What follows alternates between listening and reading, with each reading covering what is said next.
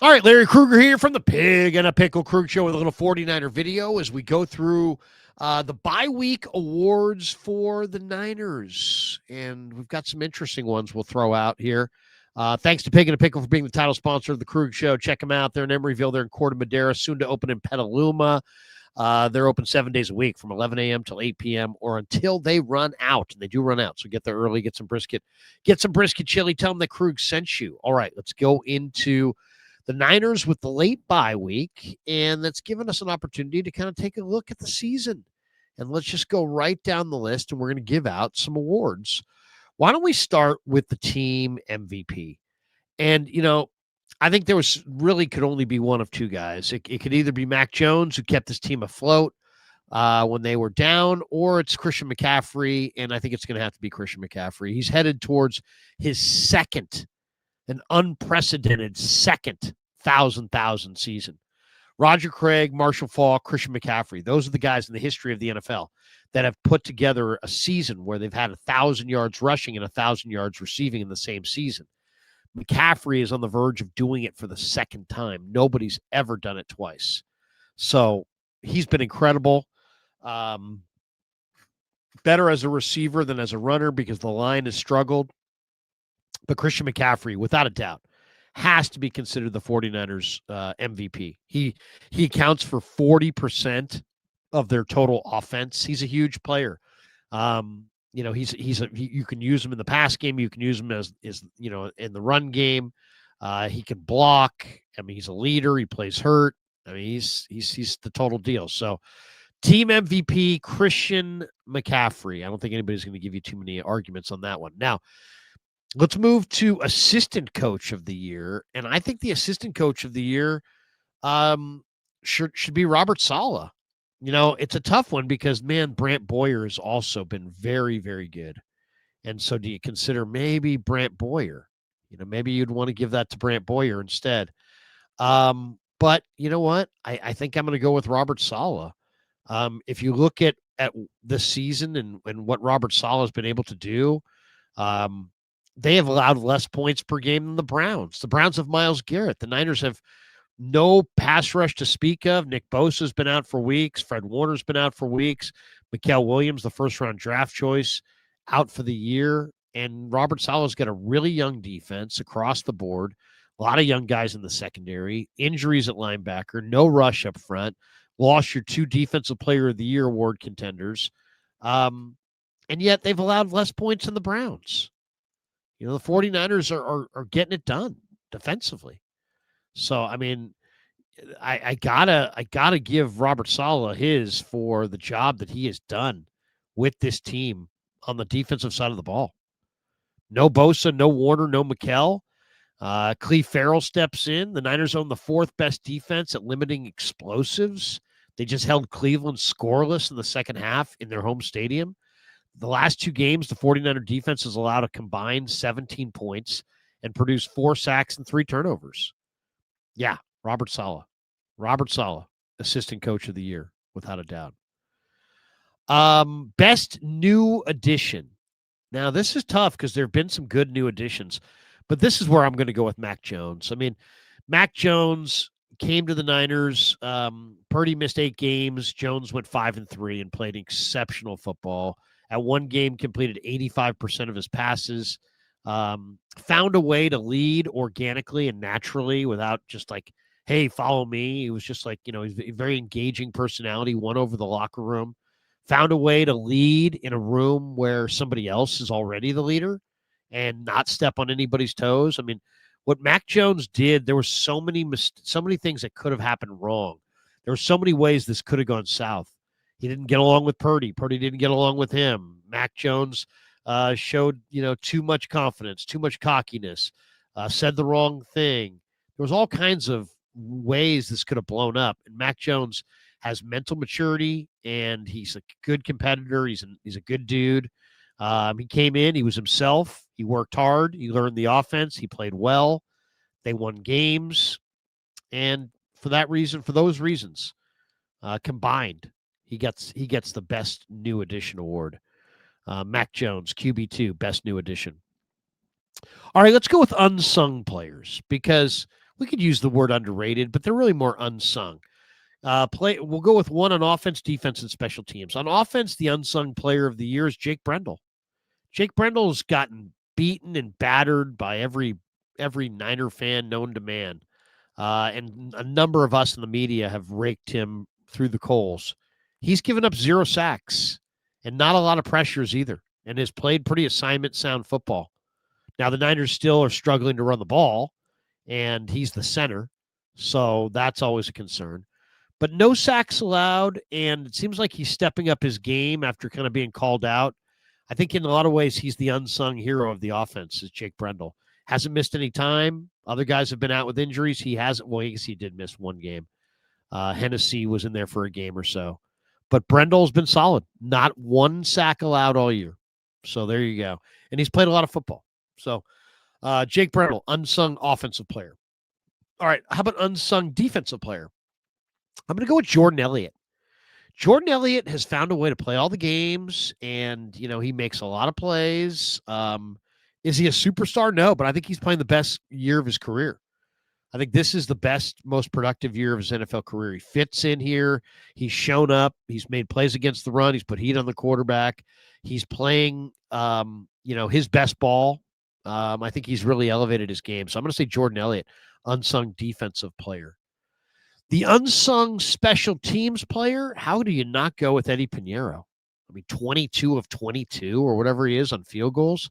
He stepped into a situation where the 49ers fans had no confidence in the kicker because Jake Moody had given them reason to have no confidence. So you have nervous coaches and a first-year special teams coordinator. I'm sure he was nervous. Everybody's nervous. And what did Eddie do? He stepped right onto the field and made 22 in a row. So awesome. He is the unsung special team player of the year, without a doubt. All right, we'll continue with more of our awards discussion next. But now a word from our sponsor of today's video, Chubbies. All right, a little break from the content to tell you about something I've been rocking lately. That's right, Chubbies. You like it? You guys like the Chubbies?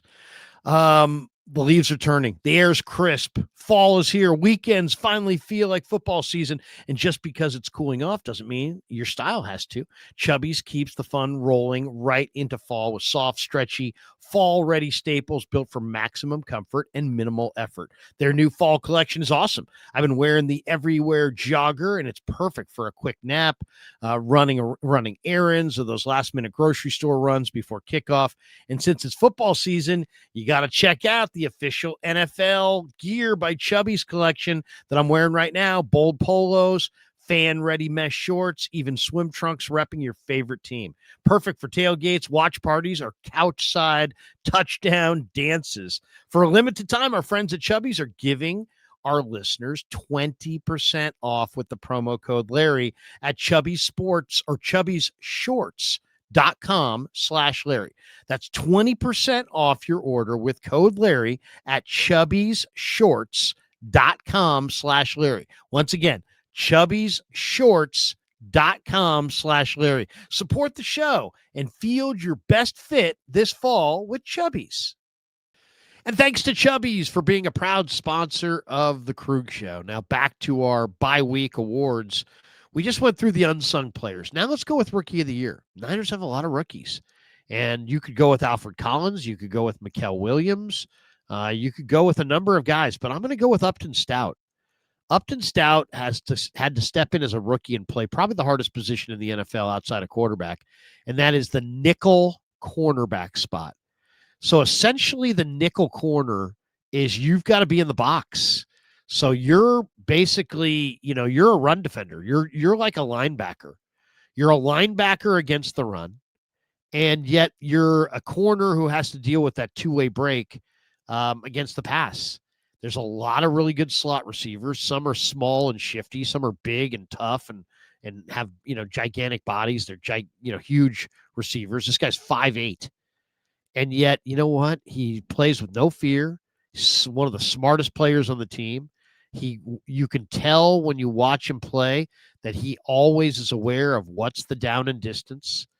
You can't be a good football player on defense unless you know down and distance on every play and play it accordingly. And that's what he does. He's tough. He's physical. He'll hit you. He's as violent a player. I mean, how many guys are fast and physical and violent? That's this guy, and he's 5'8". So, and he's playing maybe the toughest position on the field defensively. He's got tough matchups every single week. Upton Stout, rookie of the year, over Alfred Collins, over the other guys. Stout's just been awesome. If I could clone this guy, I would. He has the kind of DNA that I'm looking for in football players on the defensive side of the ball. He's smart as hell, tough as heck, violent, and super physical, very prideful, works incredibly hard, always wants to get better, always is looking for incremental improvement in his own play. He's awesome, man. Upton Stout, rookie of the year, without a doubt. Surprise of the year. Who was this year's biggest surprise? I don't think there's any doubt about it. It's Clelin Ferrell. Clelin Ferrell, showed up in week 9. All right. This guy, his career high for sacks came way back in 2019 when he had 4.5 sacks as a rookie coming out of Clemson for the Raiders in 15 games.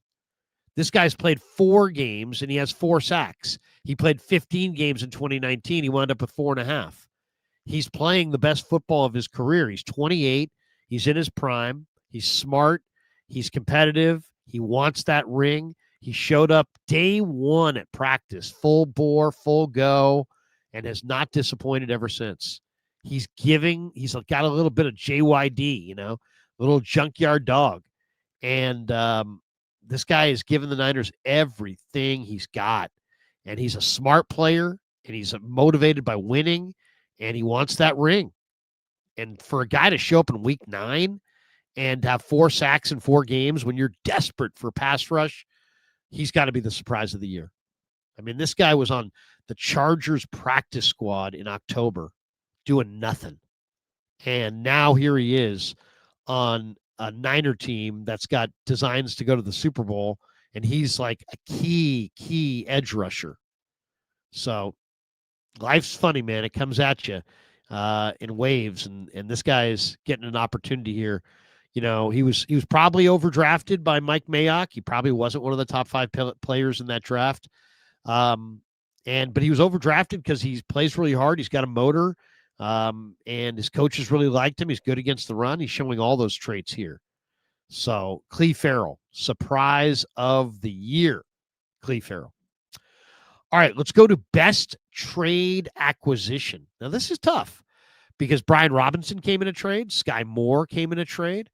Keon White came in a trade. And Bryce Huff came in a trade. So you got 4 key guys there that all came in trades. They're all playing well. And there's really no wrong answer. But I'm going to go Bryce Huff. 4 sacks, 14 hits on the quarterback, 2 forced fumbles, 22 pressures. This guy's big time, man. And even without Bosa, he's out there doing it. A lot of talent. His incredible get-off. Got him one of the best choreographed get-offs you're ever going to see. And he's been incredibly productive. And where would they be without him? I mean, when I think of Bryce Huff, I think, man, this guy is speed off the edge personified. He is incredible. So I'll give Huff the edge over Brian Robinson, Sky Moore, and Keon White. Bryce Huff, best trade acquisition for sure. All right, most entertaining game of the season. I'm going to go with the Niners win in week 5 over the Rams at SoFi in overtime. 26-23. Oh, my God. Alfred Collins with the play of his life in that game on the goal line, punching out the ball, and then the stop on 4th down to end the game in overtime. I mean, just an awesome game. Mac Jones on the road, not giving the Rams D-line any chance at all to sack him, just getting rid of the ball quick all night. Niners go to SoFi, get a lead, and hold on. 26-23 in overtime, game of the year. Game of the year. Most entertaining game. Worst game or the least entertaining game of the year. Oh, it has to be the loss in Houston. 26-15 was the final. Houston held the ball for over 41 minutes. Houston had 475 total yards. The Niners had 223. Niners just could not do anything. Just absolutely dominated by Houston in almost every phase of that game. Just an awful game. Not a good game at all. So that to me, if the Ram game was the best game, the Houston game was easily the worst game of the year. All right, we'll get to our last award before we talk about Kyle Shanahan as Coach of the Year. And I'm going to go with 3 guys to watch for, 3 impact guys to watch for the rest of the year. And I'll go 1 defense, 1 offense, 1 special teams. On defense, I'm going Keion White. Keion White looks good in this defense. He didn't fit in the Patriots defense. He does fit in this defense. You can use him inside. You can use him outside. You can stunt him. He's a 1-gap penetrator. This guy was a 2nd-round pick. He just was not a scheme fit with New England. Was not an outside linebacker. Is not a stand-up guy like that. Is not a down defensive lineman. Not a 2-gapper. He's a 1-gap penetrator who can play inside or outside or both. And that's what the Niners do, and that's how they're utilizing him, and he looks great. So Keion White has shown he's a great athlete. He's explosive. He's got some experience. He looks like he's ready to contribute, maybe in a big way. So he is the impact player to bank on for the defense. On offense, I'm going to go Ricky Pearsall. I mean, Ricky Pearsall had 200-yard days early in the year. He's had a hard time getting it going since he came off the IR. Or since he came back from the injury, I should say. And I think he's going to get it going. You know, football's important to him. I really think Ricky's going to have a big rest of the year. And then on special teams, I'm going Sky Moore. You know, Sky Moore on special teams has done an incredible job. He hits it up there so hard. He's really something else, man, to watch him do his thing. He's super physical. He's super, he's not afraid. And he just gets upfield. He just gets upfield and he doesn't think twice about it. By the way, the guy who deserves the award that's not getting it is Kyle Shanahan for Coach of the Year. He's 30-1. Him and Sean McVay are tied for 30-1 to win Coach of the Year. He's got longer odds than Marty Schottenheimer's kid, Brian Schottenheimer in Dallas. So he's behind all these guys. He's behind Steichen. He's behind Canales. He's behind Vrabel. He's behind, everybody. I mean, the Bears coach. He's behind everybody. Vrabel's going to win it. Shanahan probably deserves it. But Shanahan at 30-1 is not going to win that award. But he absolutely does deserve it. And it's not going to him. So kind of interesting. I think Vrabel's going to be Coach of the Year. But that would be my last award. Coach of the Year in the NFL probably should go to Kyle Shanahan.